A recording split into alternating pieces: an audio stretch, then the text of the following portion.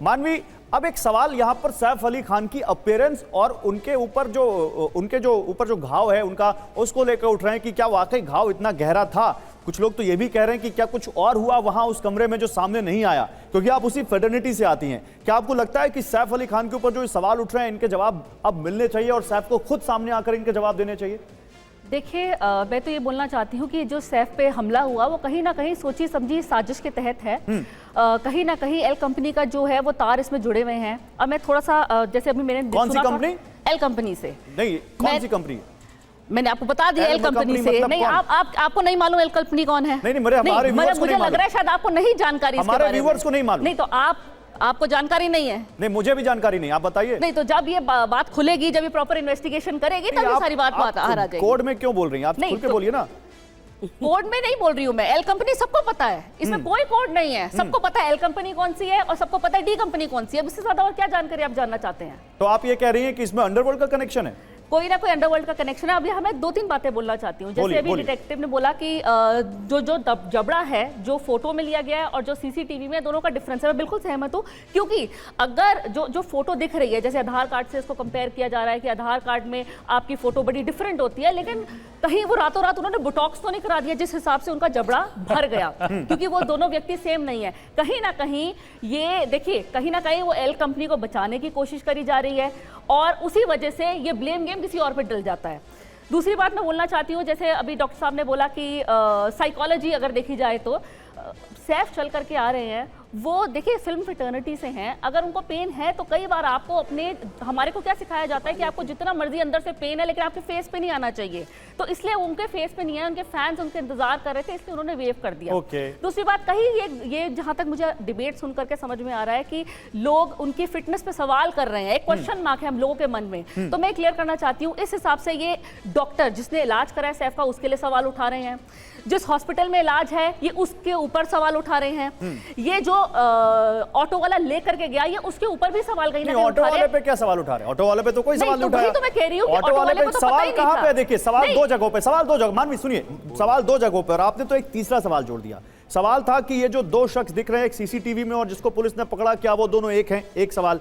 दूसरा सवाल था कि क्या सैफ अली खान को उस तरह की गंभीर चोटें आई जिस तरह की बातें कही जा रही, 6 घंटे के ऑपरेशन की और वो इस तरह से वॉक करके गए। लेकिन मानवी तनेजा, मैं तीसरा सवाल ला रहा हूं और सवाल यह है, आपने कहा कोई एल कंपनी है जिसका यहां पे कनेक्शन है, आपने कहा कि अंडरवर्ल्ड कनेक्शन है, तो चाहे उस सलमान खान के घर पर बुलेट प्रूफ शीशा लगना हो, चाहे शाहरुख खान के घर के रेकी हो और चाहे सैफ अली खान के घर में घुसकर हमला हो, क्या आप बोल रही हैं इन तीनों का कनेक्शन है? क्या आप बोल रही हैं ये तीनों एक दूसरे से जुड़े हुए हैं? देखिए, बिल्कुल कनेक्शन है। अगर आप देखा जाए तो ये शुरू हुआ है सिद्धू मूसेवाला के केस पे। मुंबई का जो लॉ एंड ऑर्डर है इस वक्त बिल्कुल खराब हो गया। सिद्धू मूसेवाला के केस पे जिस वेपन से हमला किया गया था उसको, AN-9 रशियन असॉल्ट, वो हिंदुस्तान में नहीं मिलती है। तो जाहिर सी बात है इंटरनेशनल बॉर्डर के थ्रू से आई थी और वो भी ड्रोन के थ्रू असेंबल यहाँ पे करी गई। वो पार्ट्स में आई थी, असेंबल यहाँ करी गई। इंटरनेशनल बॉर्डर हमारे कहीं ना कहीं सुरक्षित नहीं है, उस पर इंक्वायरी अभी तक नहीं हुई। इन्होंने कहा सिर्फ इन्वेस्टिगेशन कर रहे हैं। यहाँ मैं वेद जी की बात करना चाहती हूँ कि इन्वेस्टिगेशन जो कर रहे हैं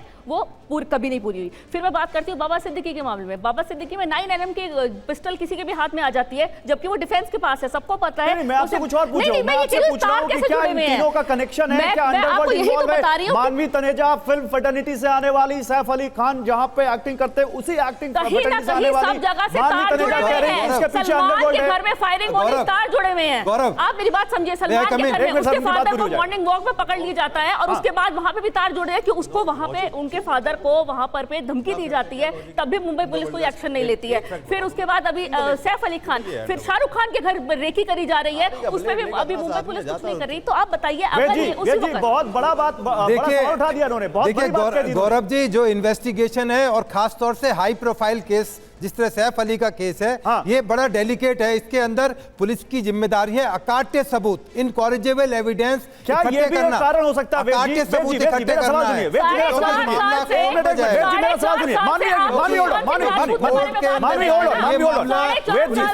में नहीं रहेगा।